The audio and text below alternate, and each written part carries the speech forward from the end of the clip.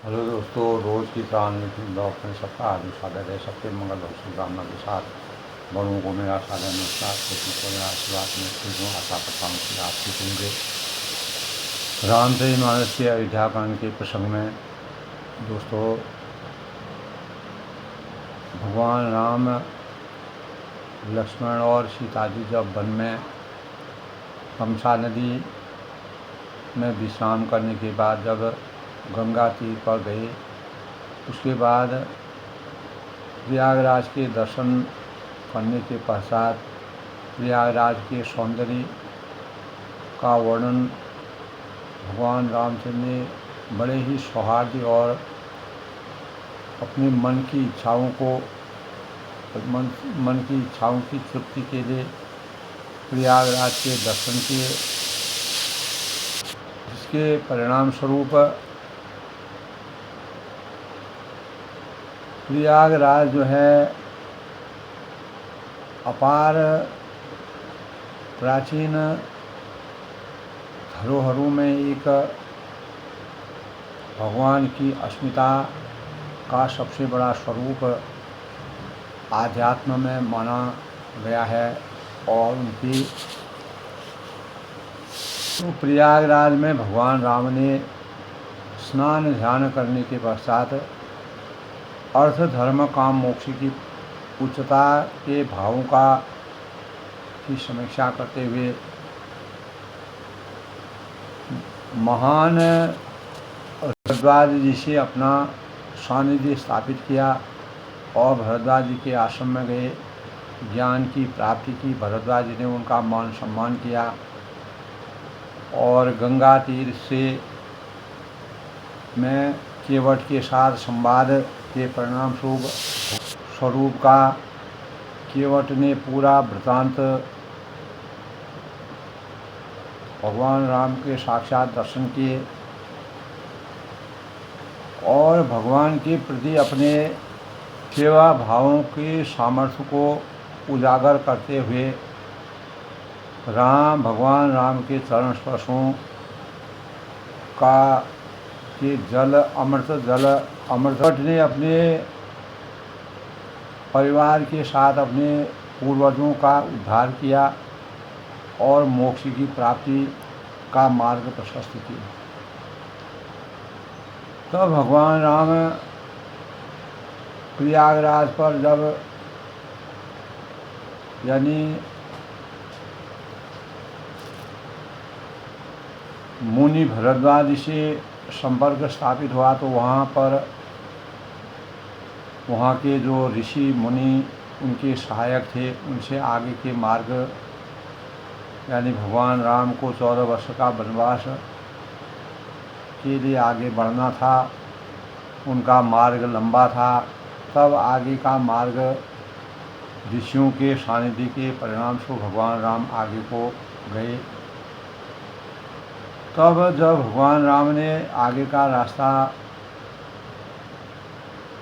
उनको पता चला तो उन्होंने ऋषि मुनियों को लौटा दिया, सुमंत को लौटा दिया, केवट को लौटा दिया और तब वनवासियों से उनका सानिध्य स्थापित हुआ।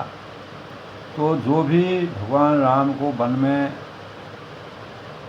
आगे को प्रस्थान करते हुए देखते हैं, सभी नर नारी स्त्री पुरुष अपने अपने कार्य को छोड़ करके भगवान रामचंद्र के दर्शन करने आते हैं। और सीता जी से अनेक स्त्रियां पूछने के लिए लालायित होती हैं कि ये राम लक्ष्मण और सीता वास्तव में कौन हैं, कहाँ से आए हैं। तब अनेकों तर्क वितर्कों के परिणाम स्वरूप उनको पता चला कि ये दशरथ जी के पुत्र हैं। तब सखियां जो हैं आपस में बात करती हैं और एक ने अपने धैर्य रख करके संकोच को दूर करते हुए सीता जी से पूछा कि ये जो श्याम और गौर वर्ण के 2 कुमार हैं, ये कौन हैं, आपके क्या लगते हैं। तब सीता जी ने गौर शरीर वाले भगवान राम के भाई लक्ष्मण और तिरछी नज़रों से भगवान की तरफ नज़र दौड़ाकर उनको अपने पति के रूप में स्वीकार किया। तब वन के सभी लोगों को पता चला कि ये जो है राजा दशरथ के पुत्र राम और लक्ष्मण और ये उनकी सुंदर कुमारी पत्नी है। तो अनेकों प्रकार के तर्क वितर्क उनके अंतःकरण में आते हैं कि ऐसे कोमल स्वभाव के और बदकल वस्त्रों को पहने हुए, सिर में जटाएं और बिना पैर में खड़ाओं के और बिल्कुल मुनियों के वेश में जो आगे चले आ रहे हैं, अर्थात इनको कितनी पीड़ा हो रही होगी, कितना इनको परेशानी हो रही होगी, इस चीज़ का चिंतन करते हैं कि ऐसे सुकुमार बालकों को किसने वन में भेजा होगा। तो अनेक प्रकार से वह भगवान विधाता को भी दोष देते हैं कि विधि की रचना बड़ी अपरंपार है, विधि की रचना को कोई जान नहीं सकता है। और कभी कभी विधाता भी भगवान की इस प्रकार की लीलाएं हैं, भगवान ने इस प्रकार की लीलाओं का वर्णन किया है जो ये मुनिपट धर जटित और सुंदर श्रुति सुकुमार विविध भांति भूषण वसनों आदि किए करता है। तो जो ये सुंदर और अत्यंत सुकुमार होकर मुनियों के बदकल वस्त्र पहनते और जटा धारण करते हैं, तो फिर करतार या विधाता ने भांति भांति के गहने और कपड़े इस संसार में क्यों बनाए। और अनेक प्रकार के जो खान पान हैं, अनेक प्रकार के खान पान जो बनाए गए हैं, अगर इनको कंदमूल फल ही खाना पड़ रहा है तो ये खान पानों का क्या रहस्य। तो अनेकों बातों के रहस्य को वह अपने अंतःकरण में लाते हैं और एक दूसरे से वार्तालाप करते हैं, संवाद करते हैं। तो भगवान को यानी भगवान की इस प्रकार की मर्यादा पुरुषोत्तम भगवान राम सिंह 14 वर्ष के वनवास के दौरान अनेक परेशानियों से संघर्ष किया, चुनौतियों का सामना किया, मानव चेतना को जगाने के भावों का संचार किया। यद्यपि वह सर्वगुण संपन्न थे और अंतर्यामी थे, आगे क्या होने वाला है, भूत भविष्य वर्तमान का जिनको पूरा ज्ञान था, लेकिन लीलाओं को करने के लिए भगवान ने अनेक प्रकार के लोगों से अपना सानिध्य स्थापित किया। तो तब उनका आनंद यानी तब वह विधाता को कोष्ठ जब वन की स्त्रियों से उनका माता सीता का संवाद होता है, तो वे अत्यंत प्रेम से सीता जी को के पैर पड़कर बहुत प्रकार से आशीष देती हैं, आशीर्वाद देती हैं, शुभकामना करती हैं। और जब तक कहते हैं कि जब तक शेष जी के सिर पर यह पृथ्वी विराजमान रहेगी तब तक तुम सदा सुहागन रहोगी, तुम्हारा सौभाग्य अटल रहेगा। और पार्वती के समान अपने पति की प्यारी तुम होगी। जिस प्रकार शिव जी को पार्वती अनेकों जन्मों तक पार्वती ने शिव जी का सानिध्य, शिव जी के शरण में सती होने के पश्चात भी भगवान शिव जी के समर्पण उन्होंने शिव जी के प्रति किया था।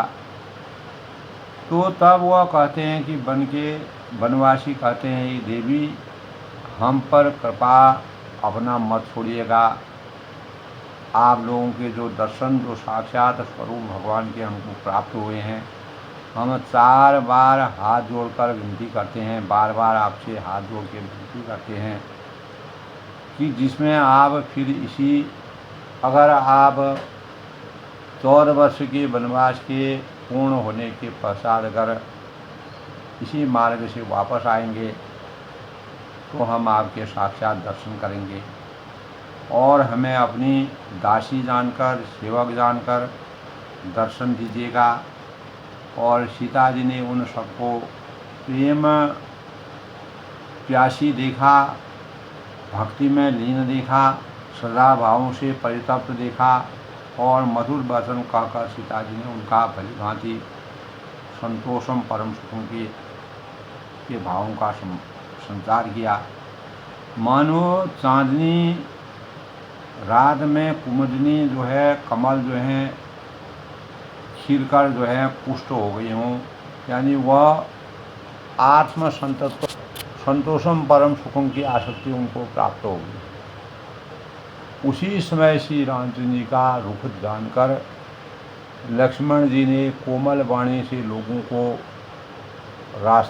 से रास्ता पूछा कि आगे हम कैसे आगे जाएं। यह सुनते ही स्त्री पुरुष जो भी वनवासी थे बहुत दुखी हुए और उनके शरीर पुलकायमान हो गए। सर्वगुण संपन्न होने के पश्चात भगवान की लीलाएं अपरंपार हैं, विधि की रचना। तो भगवान को भी जो है ऐसे वनवासियों के शरण में आना पड़ता है, तो नेत्रों में उनका जल भर आता है, उनका आनंद मिट गया और मन ऐसे उदास हो गया उनके स्वरूप को देख कर के। जो परमात्मा इस संसार की, इस धरती के पूर्ण सर्वमान है, तो विधाता की दी हुई संपत्ति छीन लेता है। कभी कभी ऐसा अवसर आता है। कर्म की गति समझकर उन्होंने धैर्य धारण किया और अच्छी तरह निर्णय करके सुगम मार्ग का अगला का रास्ता उनको बतलाया। तो लखन, लक्ष्मण और जानकी, यानी लक्ष्मण जी और जानकी सहित श्री रघुनाथ जी ने आगे को गमन किया, रास्ता तय किया और प्रस्थान किया। तब लोगों ने प्रिय वचन कहकर लौटाया, किंतु उनके मनों को अपने साथ ही लगा लिया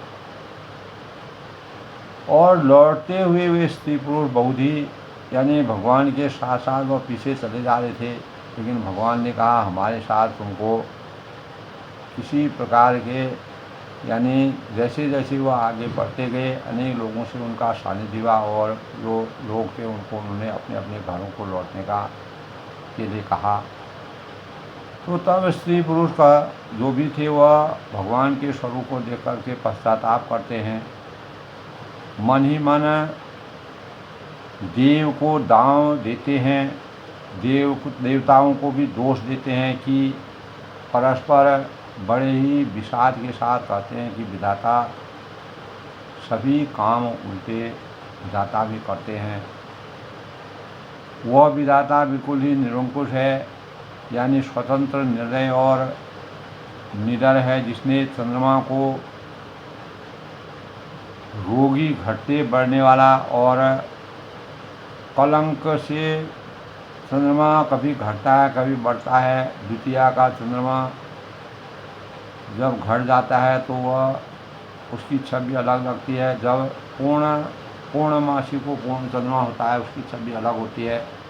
और जब चंद्रमा में पृथ्वी और सूर्य के बीच में चंद्रमा और सूर्य के बीच में पृथ्वी आ जाती है तो चंद्रमा में प्रकाश नहीं जाने से वह आधा दिखता है और नहीं दिखता है, तब चंद्र ग्रहण कहलाता है।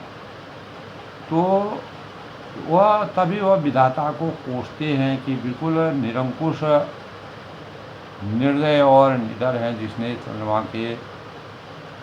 को भी रोगी, घटते बढ़ने का स्वरूप दिया और कलंकी बनाया। कल्पवृक्ष को पेड़ और समुद्र को खाक बनाया और उसी ने इन राजकुमारों को वन में भेजा। ये सब विधाता की रचना है। जब विधाता ने इनको वनवास दिया है तो उसने भोग विलास व्यर्थ ही इस संसार में बनाए हैं। अगर सभी लोग सन्यासी बन जाएंगे, सांसारिक जीवन में भोग विलास की परागा यानी उच्चता समाप्त हो जाएगी। व्यर्थ ही सृष्टि में जो है भोग विलास की अभिलाषा रखी है, भौतिक सुखों की अभिलाषा रखी है।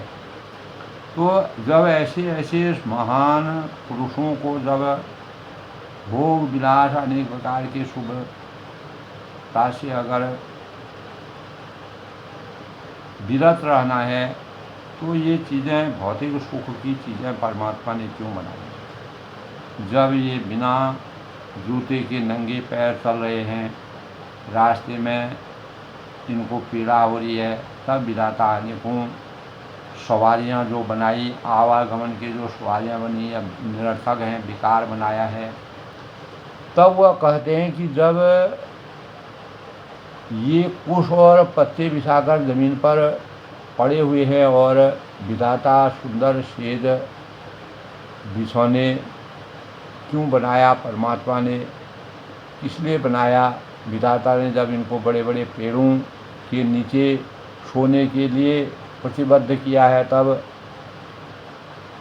उज्ज्वल महलों को बना बनाकर उसने व्यर्थ ही परिश्रम किया, इतना लागत लगाई और मानव को अनेक कार्यों में संलग्नित किया।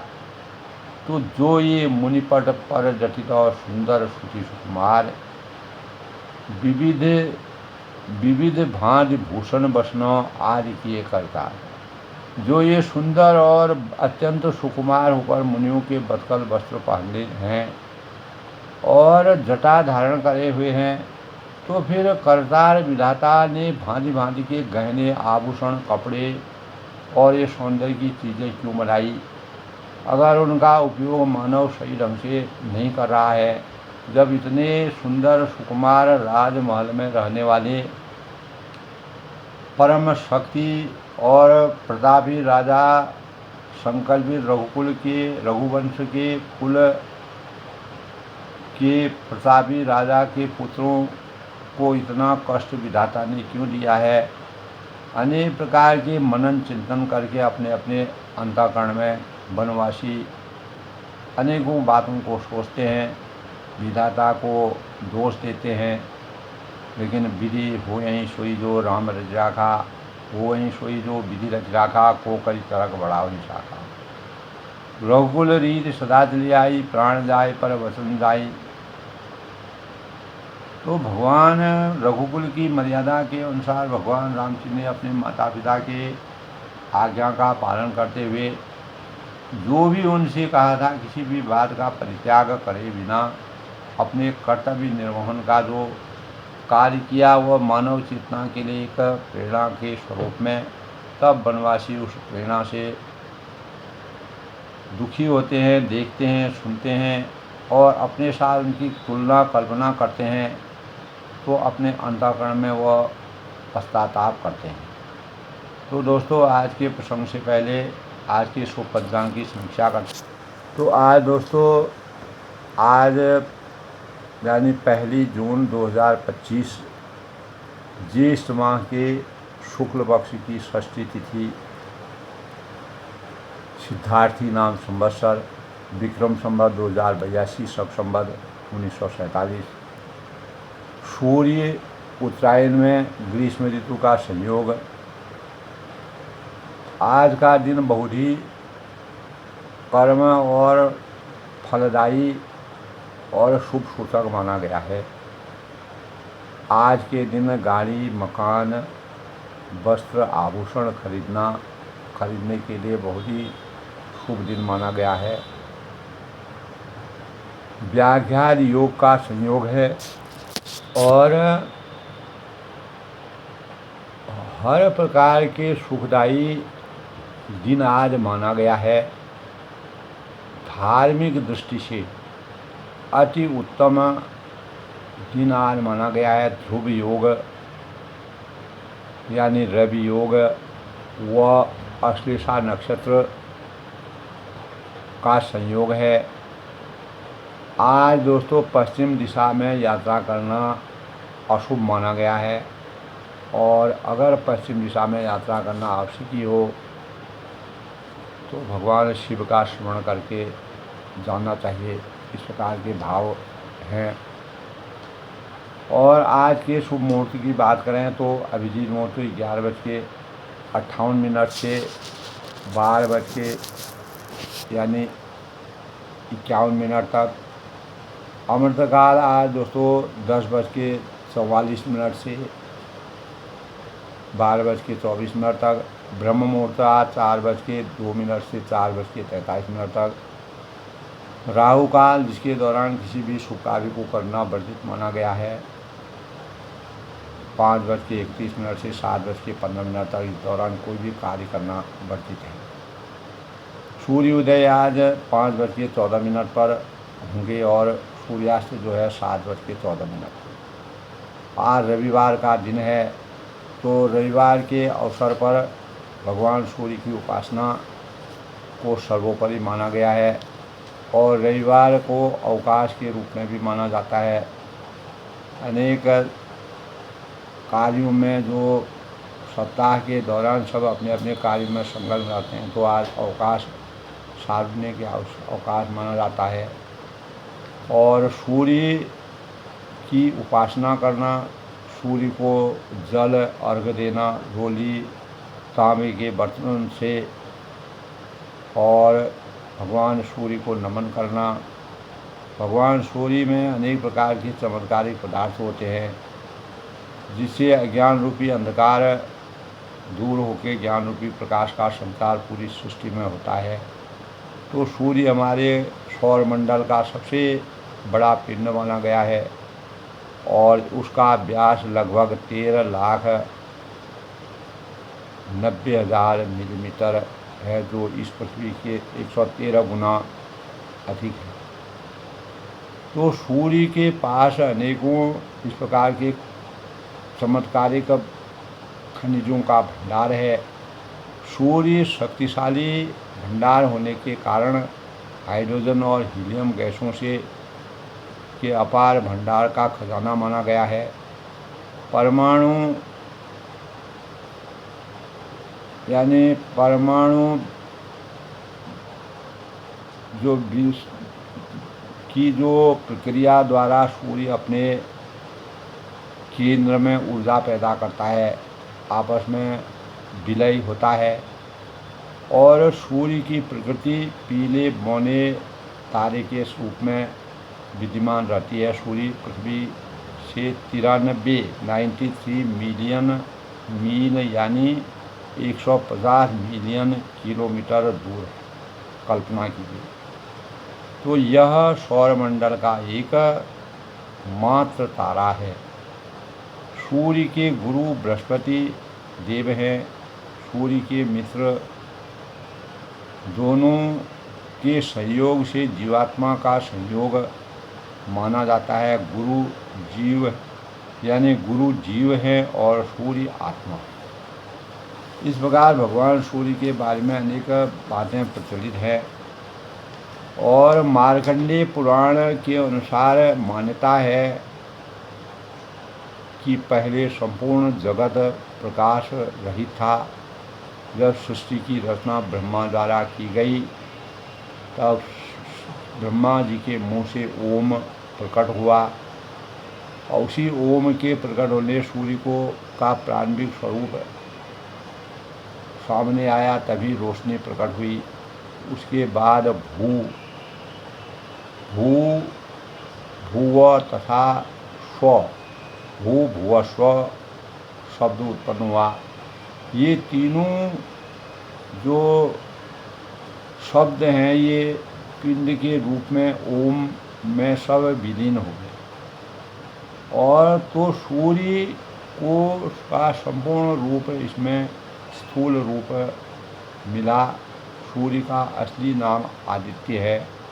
तो आदित्य हृदय स्रोत मंत्र का पाठ रविवार को करना चाहिए। जिन लोगों का सूर्य कमज़ोर होता है, रविवार का व्रत करना, सूर्य भगवान की उपासना करना और तांबे के पात्र से भगवान सूर्य को जल अर्पित करना। और सूर्य एक प्राकृतिक चिकित्सालय की तरह हमारे सौरमंडल में कार्य करता है। सप्तरंगी किरणों में अद्भुत रोगनाशक प्रतिरोधक क्षमता सूर्य की रोशनी में होता है और सूर्य की किरणों में अपार औषधि गुणों का भंडार है जो कीटाणुओं का संहार करता है और ऊर्जा का सबसे बड़ा स्रोत सूर्य माना है। सूर्य से आज दोस्तों सौर ऊर्जा प्राप्त की जाती है। अनेकों प्रकार की ऊर्जाओं के परिणाम स्वरूप आज मानव जीवन में सूर्य की उच्चता के भाव और आध्यात्मिक और वैज्ञानिक दृष्टिकोण से सूर्य की पराकाष्ठा उच्चता बहुत ही मानक है। सूर्य की पूजा करने से यश, सौभाग्य, सुख, समृद्धि और तेज प्राप्ति और ज्योतिष शास्त्र के अनुसार पंचदेव में के स्थान भगवान शिव, गणेश, विष्णु, दुर्गा व सूर्य शामिल है। और जल में रोली प्रकाश लाल पुष्प डालकर सूर्य को अर्घ्य देना चाहिए। और सूर्य जो है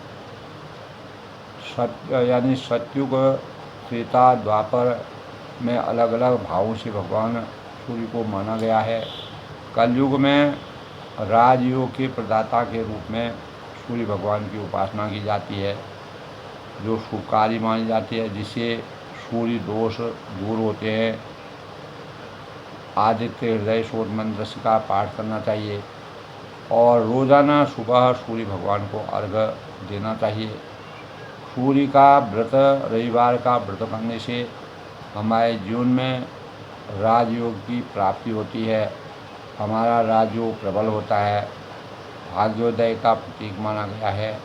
ओम भुवः स्वः तत्सवितरणीयं भर्गो दिवस्य धीमहि धियो यो न प्रचोदयात्। इस मंत्र का पाठ करना चाहिए। ओम सूर्याय नमः का जाप करना चाहिए। ओम ह्रीं ह्रीं सूर्याय नमः। इस मंत्र का पाठ करने के पश्चात भगवान सूर्य को की उपासना करके विधिवत विधि विधान के साथ पूजा स्तुति करके और रविवार के व्रत के दिन नमक का सेवन करना वर्जित माना गया है। और भगवान सूर्य हमारे जीवन के लिए और कलयुग में खास तौर से दोस्तों राजयोग के प्रदाता माने गए हैं। इस प्रकार सूर्य की उपासना मानव जीवन में अज्ञान रूपी अंधकार से ज्ञान रूपी प्रकाश के दाता माने गए। तो रामचरितमानस के अयोध्याकांड के आज के प्रसंग की बात करते हैं दोस्तों। जब सुंदर और अत्यंत सुकुमार होकर मुनियों के बदकल वस्त्र पहनते हुए भगवान राम लक्ष्मण जटा धारण करते और विधाता ने भांति भांति के गहने और कपड़े बनाए हैं। अनेक प्रकार के खाने की वस्तुएं बनाई हैं, पहनने की वस्तुएं बनाई हैं, मार्ग बनाए हैं, अनेक प्रकार के संसाधन बनाए हैं। लेकिन भगवान राम ने इन सबको त्याग दिया। जो ये कंदमूल फल खाई बादि सुधादि आसन जगमाई। एक कहे ये सहज सुहाई आप प्रकट भय विघ्न बनाए। तो जो ये कंदमूल फल खाते हैं तो जगत में अमृत और भोजन व्यर्थ ही बनाया, क्योंकि कोई ये कहते हैं कि स्वभाव से ही ये सुंदर हैं, इनका सौंदर्य माधुर्य नित्य और जो स्वाभाविक जीवन है ये अपने आप इस संसार में प्रकट हुए हैं। ब्रह्मा ने इनको नहीं बनाया है। जहाँ लगी वेद कहीं विधि करनी।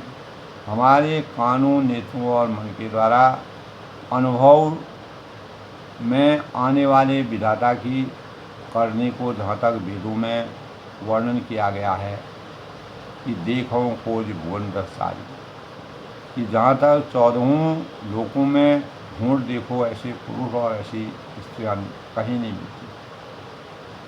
कहाँ न ऐसी पुरुष, कहाँ ऐसी नारी, कहीं भी नहीं है। इसी से सिद्ध है कि विधाता के 14 लोकों से अलग है, सबसे विचित्र है, सबसे विरत है और अपनी महिमा में अपने आप ही इन्होंने अपनी महिमा को निर्मित किया। इन्हें देख विधि मन अनुराग।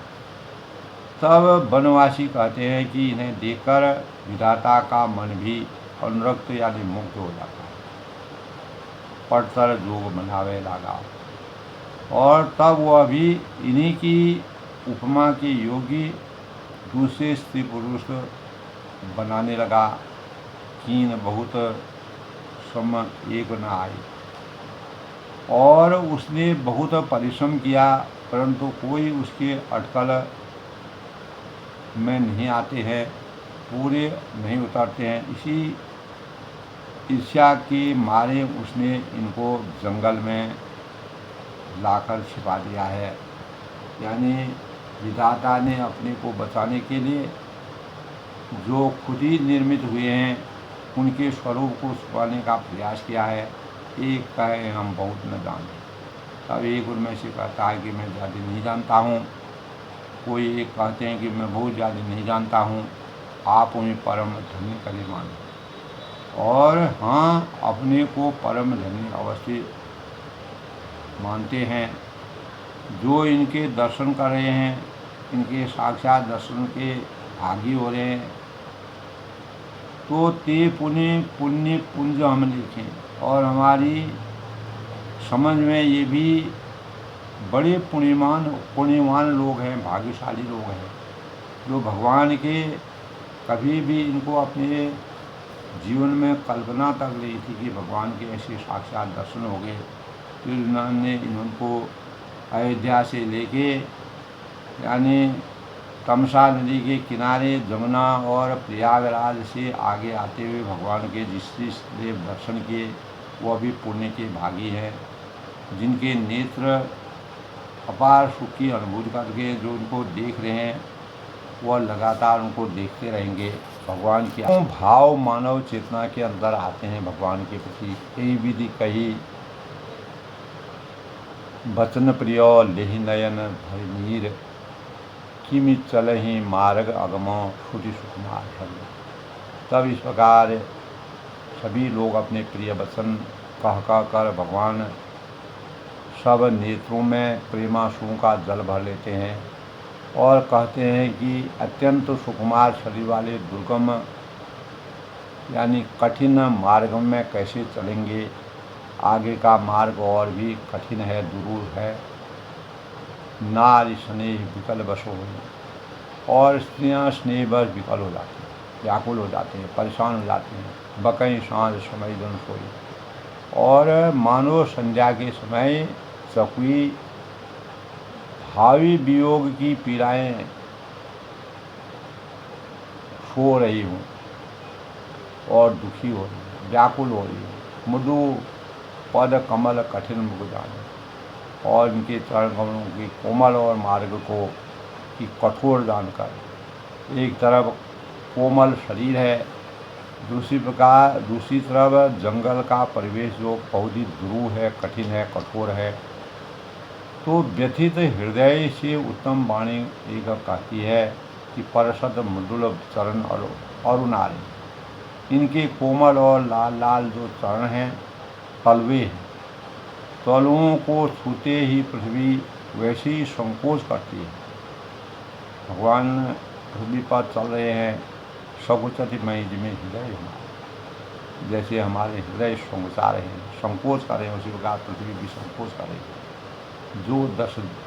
जो जगदीश इसे मिलना, जगदीश ने इस संसार के जगदीश्वर जो हैं, जगत के ईश जो हैं, यदि इन्हें वनवास दे दिया है तो कृष्ण सुमनमय मार्ग के। तो अगर इनको ऐसे सुकुमार लोगों को, ऐसे भगवान के परम स्वरूप को, सारे रास्ते को भगवान ने पुण्यमय क्यों नहीं बना दिया, पुष्पों का रास्ता बना देते।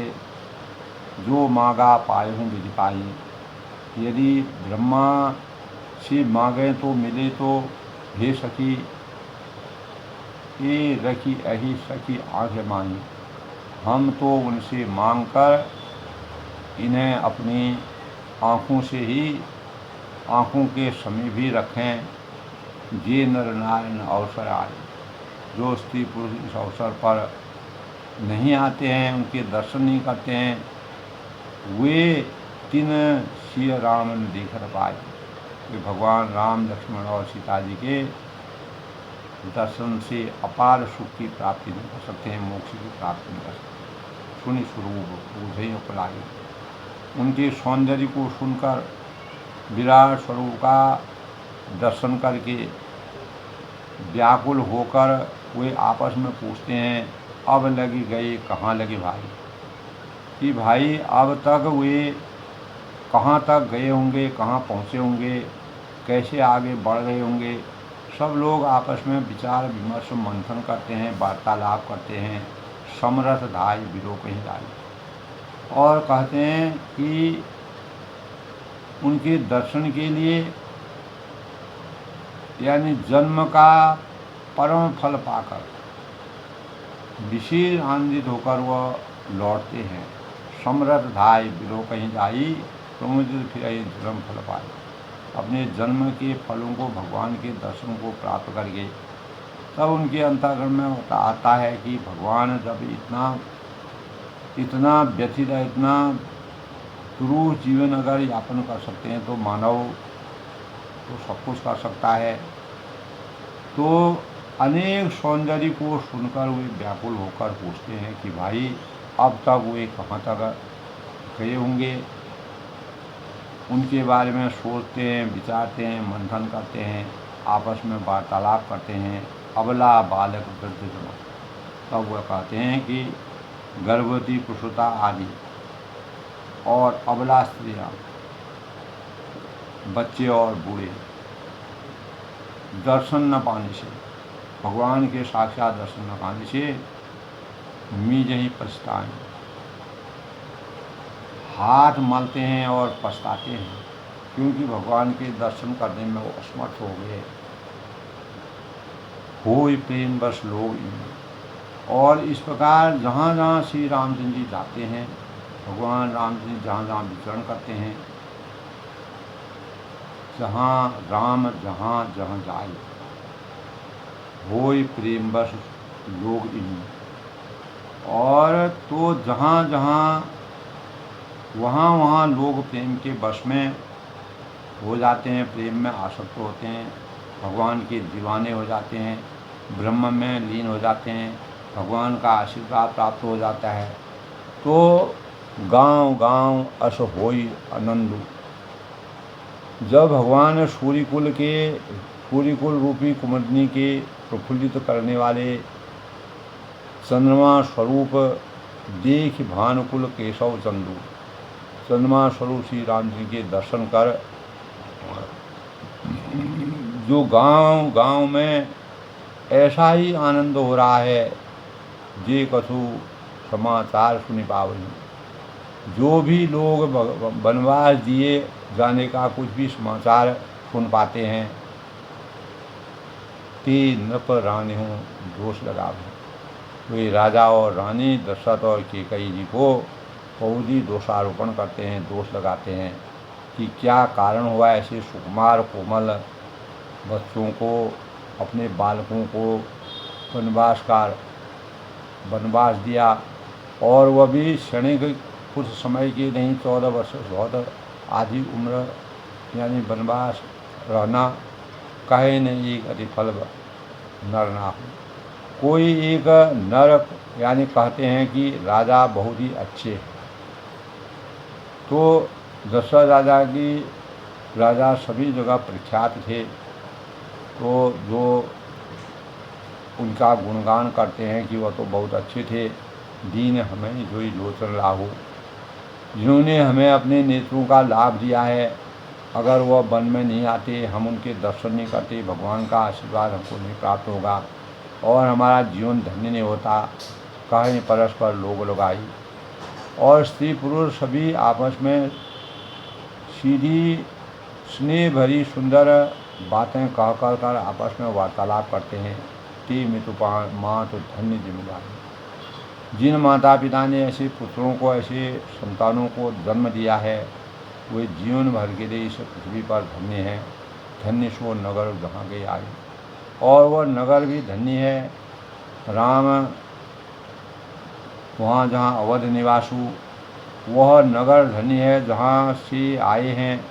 धन्य सो देश शैल बन गाओ। और वह देश पर्वत वन और गांव धन्य है, जहाँ जहाँ जाए धन्य सोई ठाऊ। और जहाँ जहाँ इनका जाना होगा, गमन होगा, जहाँ जहाँ ये जाएंगे वह भी धन्य के भागी होंगे, भगवान का आशीर्वाद उनको प्राप्त होगा। तो ते पितु मात धन्य जिन जाए, जिन्होंने ऐसे पुत्र को जन्म दिया तो इस संसार में हमेशा के लिए धन्य है। सुख पायो विरंच सुख तेहि। ब्रह्मा ने उसी को रच कर सुख पाया। ब्रह्मा विष्णु महेश ने सृष्टि का रचना की है, सृष्टि को पालन पोषण किया है, सृष्टि का संहार करने में उन्होंने योगदान दिया। तो ये यही के सब भांति स्नेही, जिनके ये श्री रामचंद्र की सब प्रकार से स्नेही हैं, परस्पर प्रेम के पूर्ण स्वरूप हैं। राम लखन पथ कथा सुहाई। और पथिक रूप श्री राम लक्ष्मण की सुंदर कथा सारे रास्ते और जंगल में छा गई। सब जैसे जैसे भगवान राम लक्ष्मण सीता आगे को जाते हैं तो वैसे वैसे उनका इतिहास बनता जाता है। सबके अंतःकरण में भगवान का आशीर्वाद प्राप्त हो जाता है, भगवान के साक्षात दर्शन करते हैं और अर्थ धर्म काम मोक्ष की प्राप्ति सबको होती है। यही विधि रघुकुल कमल रवि। तो रघुकुल रूपी कमल की खिलाने वाले सूर्य श्री रामचंद्र जी इस प्रकार मार्ग में लोगों को अपार सुख की अनुभूति से संचित करते हैं। जाय तदे देखन विघ्न श्री स्वामी कृष्ण। और सीता जी और लक्ष्मण सहित वन को देखते हुए चले जा रहे हैं। वन का पूरा दृश्य का स्वरूप देख रहे हैं, आनंद उठा रहे हैं। किसी प्रकार की भी अनेकों परेशानी होने पर भी किसी प्रकार का आश्वास उनको नहीं हो रहा है। इसीलिए कहा है अवध वहाँ जहाँ राम निवासु। भगवान राम जहाँ जिस रास्ते पर, जिस मार्ग पर, जिस नदी पर, जिस नदी के छोर पर, किनारे पर और जिस पर्णकुटी में और जहाँ भी भगवान का वास होगा वह धरती पवित्र हो जाएगी, वह मानव पवित्र हो जाएगा। भगवान के साक्षात दर्शन जिनको होंगे वह पवित्र हो जाएंगे। अनेक प्रकार के वनवासी अपने अंतःकरण में भगवान को के स्वरूप का दिव्य ध्यान रखते हुए, भगवान के स्वरूप का आनंद लेते हुए और उनको अनेक प्रकार की सेवा करने के भाव रखना चाहते हैं, लेकिन भगवान राम किसी की सेवा को प्राप्त नहीं करके वन मार्ग में आगे चले जाते हैं और वनवासी उनके स्वरूप को देखते हैं, आनंदित होते हैं। तो तुलसीदास जी ने दोस्तों भगवान के स्वरूप का बन जाने समय जो उनको परेशानियाँ, चुनौतियाँ और अनेक प्रकार की कठिनाइयाँ होती है वो उनके लिए कुछ भी नहीं लगता है। लेकिन जो देखने वाले लोग हैं, इस इतने सुकुमार लोग जिन्होंने वन का कभी कुछ देखा भी नहीं था, अनुभव भी नहीं था, उनको स्वतः ही अनुभव हो जाता है। तो वह उनको देख करके अपार सुख की अनुभूति करते हैं, उनके दर्शन करते हैं। इसलिए कहा है ते पितु मात धन्य जिन जाए। जिन माता पिता ने ऐसे पुत्र को जन्म दिया है वह धन्य है, जिन्होंने इन्हें जन्म दिया है वह धन्य है, वह नगर धन्य है और जहाँ से आए हैं वह देश पर्वत वन और गांव धन्य है और वही स्थान धन्य है जहाँ जहाँ ये जाएंगे। और चित्रकूट अनेकों जगहों पर जब भगवान जाएंगे तो वह लंका जाएंगे और अनेकों जगह भगवान का विचरण होगा। तो सब लोग धन्य के पात्र होंगे और भगवान का आशीर्वाद प्राप्त करेंगे। तो हो यही सोई जो राम रजिया का बोध करी तरक बढ़ाओ निशा का। भगवान की ताको प्रभु कछु अगम नहीं, जावर तुम अनुकूल तो प्रताप बढ़वा नहीं जा सके फलफूल। तो दैहिक भौतिक तापों का अंत करने वाले भगवान राम का स्वरूप का जो वनवासी वर्णन करते हैं वो अभूतपूर्व हैं और उनका जीवन धन्य होता है। वो भगवान के साक्षात स्वरूप का निरूपण करते हैं। तुलसीदास ने जो अपने मन इच्छा के अनुसार भगवान की एक सखा रूप में जो अपने ज्ञान को बढ़ाते हुए मानव चेतना को जगाया है, और रामचरितमानस की परम शक्ति है। इसलिए भगवान राम को त्याग और पुरुषोत्तम कहा गया है। सबके मंगल हो उसकी कामना के साथ दोस्तों अपनी वाणी को विराम देते हुए कल फिर नए प्रसंग से, तब तक के लिए मैं सबका अभिवादन करता हूँ, सबके मंगल भवन की कामना करता हूँ। भगवान राम की का आशीर्वाद सभी पर बना रहे। जय श्री राम।